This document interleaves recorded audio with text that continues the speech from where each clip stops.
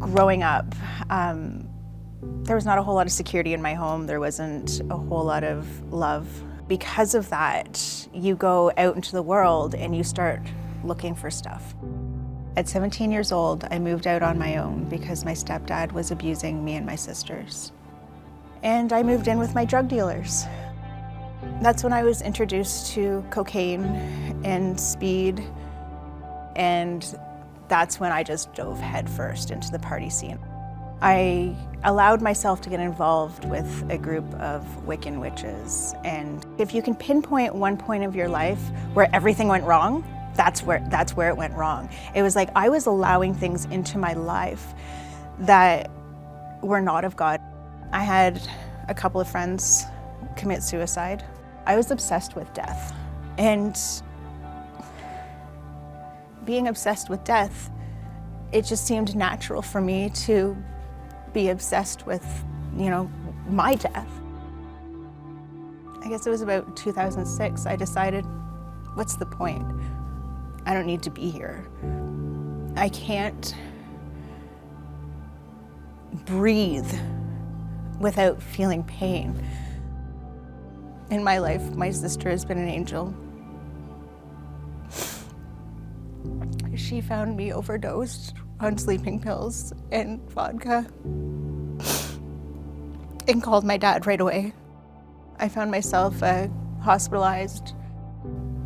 I was diagnosed with OCD, borderline personality disorder, and bipolar disorder, given medications to quiet myself.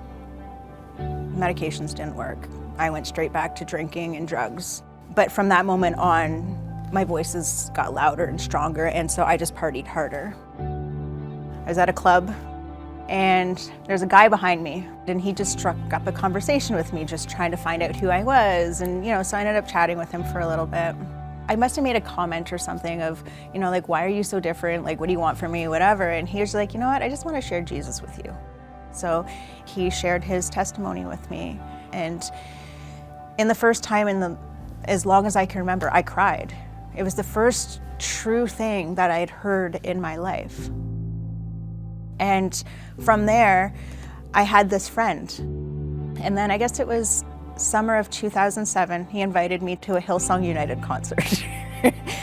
And I realized very early on where I was. And so I called my drug dealer, because I thought, well, if I'm gonna do this Christian thing, then I'm gonna do it high. And every time I'd go into the bathroom, I'd do a couple of lines of Coke. I'd come back into the main area and I'd be sober. I was like, what is going on? So I just had to accept that I had to live in this concert sober. And they get up and they have this little chat. And it was like everything that the guy is talking was like, are you sick of this? Are you sick of this? And do you want this? And everything he said, it was like I was the only person in that whole stadium.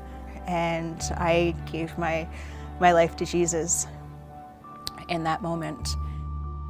Dave drove me home that night, and we got rid of all of my drugs, all of my medications that I was taking, got rid of everything. From there, Dave and I, we've been married for 15 years. We have 3 kids, Nathaniel, Eliana, and River. I work now as a palliative nurse, where instead of being obsessed with the dying, I'm actually obsessed with, helping somebody die well. As much as I feel that I dove in, it's just it makes me that much more grateful.